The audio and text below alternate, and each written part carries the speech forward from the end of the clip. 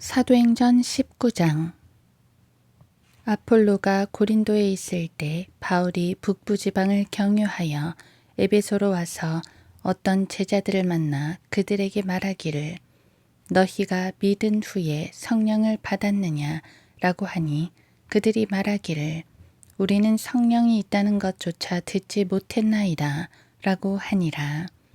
그가 그들에게 말하기를 그러면 무슨 침례를 받았느냐 라고 하니 그들이 말하기를 요한의 침례니이다 라고 하더라.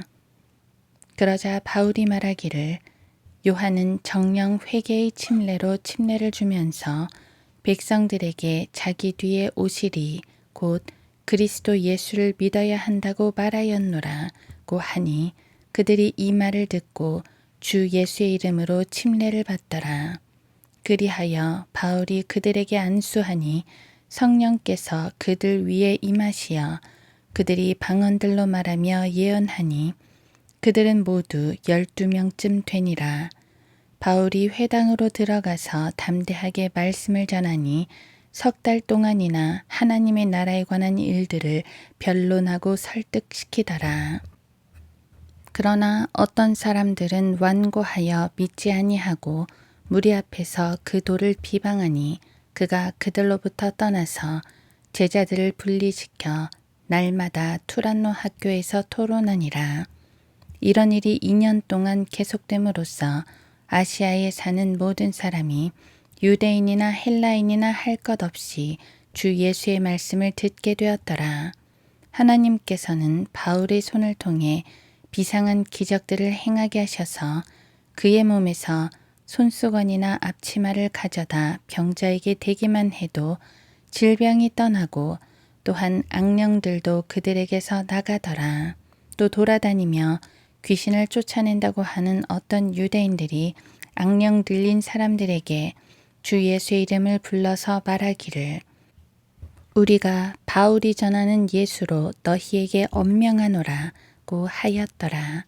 제사장들의 우두머리인 한 유대인 스케바에게 7 아들이 있었는데 그들도 그렇게 행하더니 그 악령이 대답하여 말하기를 내가 예수도 알고 바울도 알지만 너희는 누구냐 라고 하더라. 그리고 그 악령 들린 사람이 그들 위에 뛰어올라 그들을 짓누르니 그들보다 힘이 센지라 그들이 상처를 입고 벌거벗은 채로 그 집에서 도망치더라. 이 일이 에베소에 살고 있는 모든 유대인과 헬라인에게도 알려지니 두려움이 그들 모두에게 임하여 주 예수의 이름을 드높이더라. 그리고 믿는 사람들이 많이 와서 자백하며 자기들의 행실을 털어놓더라. 또 마술을 행한 많은 사람도 그들의 책을 함께 가져와 모든 사람 앞에서 불태우니 그것들을 값으로 계산하면 은 5만 개어치나 되더라. 하나님의 말씀이 힘있게 융성하며 세력을 얻으니라. 이 일들이 이루어진 뒤에 바울이 영 안에서 마케도니아와 아카야를 경유하여 예루살렘으로 가려는 계획을 세우고 말하기를 내가 그곳에 들린 뒤 로마도 보아야 하리라고 하더라. 그리하여 자기와 동역한 사람들 중에서 2 사람 곧 디모데와 에라스토를 마케도니아로 보내고 자신은 아시아에서 한동안 머물더라. 그 무렵 그 도로 인하여 적지 않은 소요가 있었으니 이는 데메트리오라는 어떤 은 세공장이가 다이아나를 위한 은 감시를 만들어서 장인들에게 적지 않은 수익을 얻게 하였는데 그가 같은 업에 종사하는 공무원들을 불러 놓아 놓고 말하기를 여러분도 알거니와 우리가 이 업으로 인하여 재산을 얻었는데 그대들이 보고 들은 바와 같이 이 바울이 에베소뿐만 아니라 아시아 온 지역에서 손으로 만든 것은 신들이 아니라고 많은 사람을 설득하여 돌아서게 하였으므로 우리의 이 업이 수치스럽게 될 위험에 처했을 뿐만 아니라 위대한 여신 다이아나의 신전도 멸시받을 것이며 따라서 온 아시아와 세상이 숭앙하는 그녀의 위엄 또한 소멸될까 하노라고 하였음이라. 그들이 그 말을 듣고 분노로 가득 차서 소리질러 말하기를 에베소인의 다이아나는 위대하도다 라고 하더라. 그리하여 온 성읍이 혼란으로 가득 찼으며 사람들이 바울의 일행인 마케도니아 사람 가이오와 아리스타고를 붙잡아 일제히 극장으로 몰려가더라. 그때 바울이 군중 가운데로 들어가고자 하나 제자들이 그를 말리더라. 또 아시아의 관리 중 바울의 친구인 몇 사람이 그에게 전가를 보내어 극장에는 들어가지 말라고 사정하더라. 그런데 어떤 사람들은 이 말을 또 어떤 사람들은 저 말을 외쳐대므로 그 모인 사람들이 혼란을 일으켜 대부분의 사람은 무엇 때문에 모였는지조차 모르더라. 사람들이 알렉산더를 무리 가운데서 끌어내니 유대인들이 그를 앞으로 밀어내더라. 그때 알렉산더가 손짓을 해보이며 군중에게 변명하고자 하나 군중이 그가 유대인인 것을 알고서 모두 다 한 소리로 약 2시간 동안이나 외치기를 에베소인의 다이아나는 위대하도다 라고 하더라. 그때 성읍의 사무장이 무리를 진정시키며 말하기를 에베소 사람들이여 에베소인의 성읍이 위대한 다이아나 여신과 주피터로부터 떨어져 나온 신상의 숭배자란 사실을 모르는 자가 누구리요. 이런 일을 부인할 수 없는 이상 진정하고 아무것도 경솔하게 행하여서는 안 될 것이라. 이 사람들은 교회들의 물건을 훔친 자들도 아니고 너희의 여신을 모독한 자들도 아닌데 너희가 여기로 데려왔으니 그러므로 데메트리오와 그와 함께 있는 장인들이 누군가에 대하여 할 말이 있으면 법정도 개정할 수 있고 총독들도 있으니 그들끼리 고소하게 하라. 만일 다른 문제에 관하여 어떤 질문이 있으면 합법적인 집회에서 해결해야 할 것이라. 이는 우리가 오늘의 소요로 인해 신문을 받을 위험이 있으며 이 집회에 대하여 어떤 이유를 댈 수 있는 변명의 여지도 없기 때문이라고 하더라. 이렇게 말한 뒤 그가 그 집회를 해산시키더라. 사도행전 20장. 소요가 그친 뒤에 바울은 제자들을 불러서 그들에게 작별 인사를 하고 마케도니아로 가기 위해 떠나니라. 여러 지방을 경유하면서 여러 가지 말로 그들을 격려해주고 그리스에 와서 그곳에서 석 달을 지내더라. 배로 시리아로 가려고 할 즈음에 유대인들이 그를 해치려고 모의함으로 마케도니아를 경유해서 돌아가기로 작정하니라. 그와 아시아까지 동행한 사람들은 베르야 사람 소파트로와 데살로니가 사람 아리스타코와 세쿤도며 더베 사람 가이오와 디모데 그리고 아시아 사람 투기고와 트로피몬이라. 이들이 먼저 가서 트로아에서 우리를 기다리니라. 무교절 기간이 지난 뒤에 우리가 빌립보에서 배로 떠나 닷새 만에 트로아에 있는 그들에게로 가서 그곳에서 7일을 머무니라.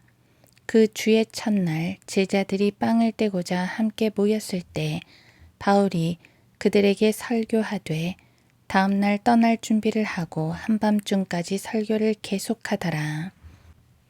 그들이 함께 모인 다락방에는 많은 등불이 켜져 있는데 유드고라고 하는 한 청년이 창가에 앉았다가 깊은 잠에 빠졌더라.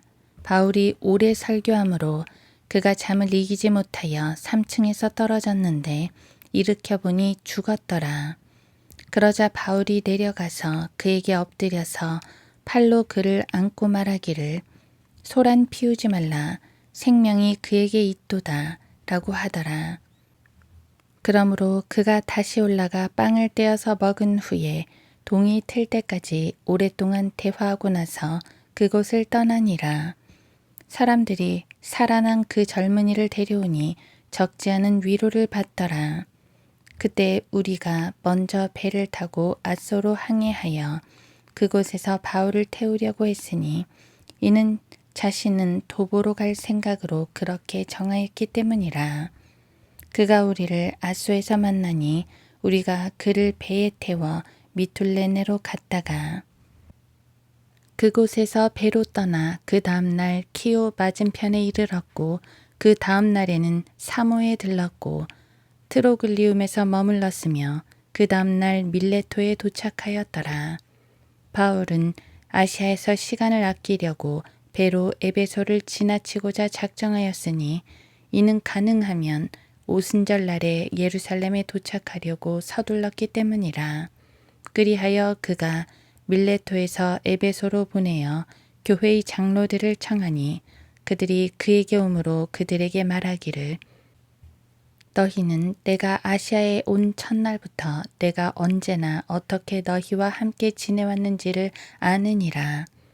나에게 가해진 유대인들의 계략으로 인하여 온갖 마음의 겸손과 많은 눈물과 시련으로 주를 섬겼노라. 너희에게 유익한 것은 무엇이나 숨겨두지 않고 보여주었으며 또 집집마다 다니며 너희에게 드러나게 가르쳤으니 유대인과 또한 헬라인에게도 하나님께 대한 회개와 우리 주 예수 그리스도에 대한 믿음을 증거하였노라. 이제 보라, 내가 영 안에 매인 바 되어 예루살렘으로 가노니 거기에서 내가 무슨 일이 일어날는지 알 수 없지만 다만 성령께서 각 성읍에서 증거하여 말씀하시기를 결박과 고난이 나를 기다리고 있다고 하시니라. 그러나 나의 달려갈 길을 기쁨으로 끝마치고 내가 주 예수로부터 받은 사역 곧 하나님의 은혜의 복음을 증거하기 위해서라면 이런 일을 전혀 개의치 아니할 뿐 아니라 나의 생명을 조금도 아끼지 아니하노라.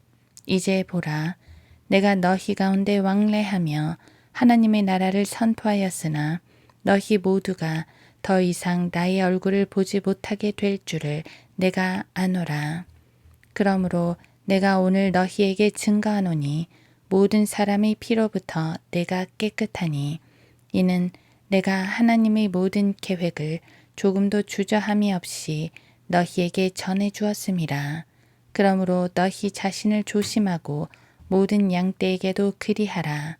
이들을 위하여 성령께서는 너희를 감독자들로 세우셨으며 하나님께서 자신의 피로 사신 하나님의 교회를 돌보게 하셨느니라. 또 내가 이것을 아노니 내가 떠난 후에 흉악한 이리들이 너희 가운데로 들어와서 양떼를 아끼지 아니할 것이며 또한 너희 가운데서도 사람들이 일어나서 왜곡된 것을 말하며 제자들을 끌어내어 자기들을 쫓게 할 것이라.